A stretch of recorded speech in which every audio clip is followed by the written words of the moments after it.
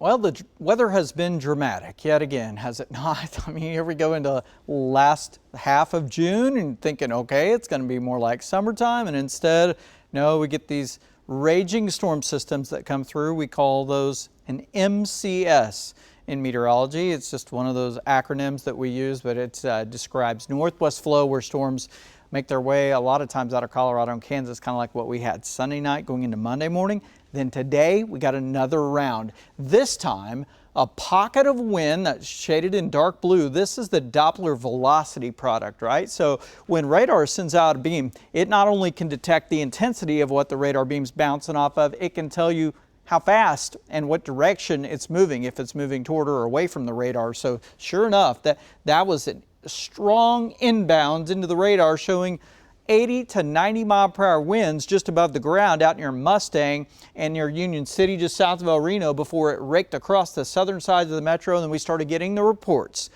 Yep, power poles down, trees down, and sure enough, right down into Moore and Norman. Now, it was a very compact, tight core of wind that came through, but man, it has knocked out power yet again. Look at some of the power outages. 1,500 customers without power in Cleveland County. That's actually an improvement. It was up over 5,000 just a little bit ago. 3,500 still in Oklahoma County and 1,000 in Canadian County, and then the power outages are less when you move further south. But we had flooding also going on down in those areas because of this complex of storms that's now down into far southeastern Oklahoma, south of McAllister. We had actually a number of water rescues. I read a report where there were 15 different people had to be rescued. Thankfully, no injuries or fatalities through all of that. It's just amazing. We have a few little showers and storms out in far western Oklahoma, but those are not severe, and I don't expect them to become severe. Look at some of the rainfall totals, though. Wow, out west of Woodward, Gage, Shattuck, Arnett area, man, some areas over 5 inches of rain, and also in southeastern Oklahoma, again, down in Atoka County. That was really terrible flooding that happened all of a sudden. And then we had some flooding in and around Wynnewood, also down toward Davis and Joy and Sulphur as well. So in some cases, you know, it's good. We need the rain. We need to put a dent in the drought.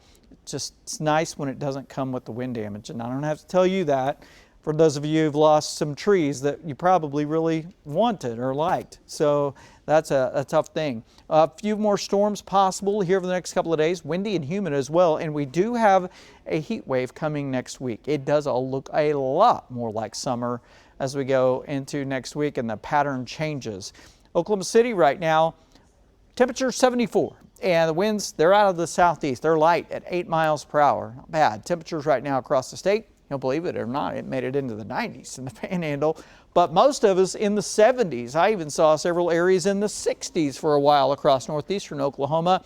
But here in OKC, 73, Norman 73, 79 at Blackwell, and temperatures will drop into the 60s overnight tonight. See 69 here in OKC, 68 in Clinton, and then tomorrow we're back up into the mid 80s. Now, the best chance of rain will come during the morning hours at 60% chance.